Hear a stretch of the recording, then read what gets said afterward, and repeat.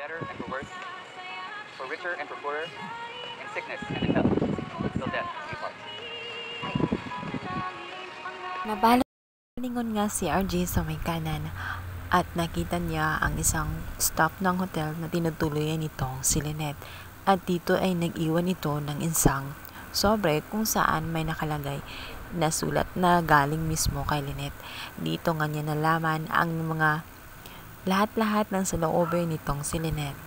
At dito nga sinabi ni Lynette sa kanyang sulat na buo na ang kanyang desisyon at pinili na nga niya itong si Carlos.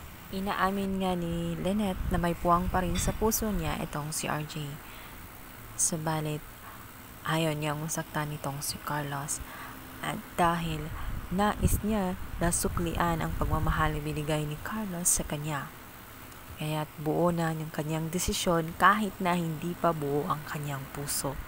Umaasa siya na balang araw matutunan din niyang mahalin ng buong buo itong si Carlos. Samantala, sa venue nga ng kasalan nila ay nagpapanik na nga ang lahat dahil wala pa rin itong si Lynette. Maya-maya pa nga ay bigla na lamang sumigaw itong si Josa sapagkat dumating na nga itong si Lynette. Kaya naman, tuloy na tuloy ang kanilang nagiging kasal. Nagpalitan na nga sila ng I-do. Hindi nila napansin na itong si RJ ay kanina pa pala nasa kanilang likuran at nakatinginit sa na may di kalayuan. Nasasaktan si RJ subalit rinig na rinig niya ang kanilang pagpapalitan ng I-do. Nangihinayang siya subalit wala na talaga siyang magagawa dahil kasal na talaga ang mga ito. Masayang-masaya nga ang lahat habang kumukuha ng mga magagandang larawan.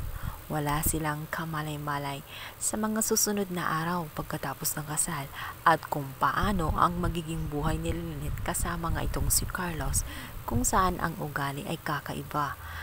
Bukod pa doon, meron itong sikreto na tungkol kay Zoe na hanggang ngayon ay tinatago-tago pa rin itong si Carlos. Paano kaya ito matatanggap ni Lynette ang katotohanan ito?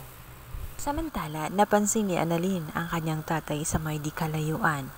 At ito nga si Giselle, kaya naman naisip nila ang lapitan ito. Buong akala kasi nila na manggugulo ito. Subalit dito nga ipinaliwanag ni RJ na wala naman siyang planong manggulo. Ang nais lang niya ay i-congratulate itong si Lynette. Dito nga sinabi ni Giselle na wag na siyang mag-abala na lumapit pa nga at huwag nang dagdagan ang naturang tensyon na namumuo kaninang umaga pa dahil sa sobrang tagal nga ng pagdating nitong si Lynette.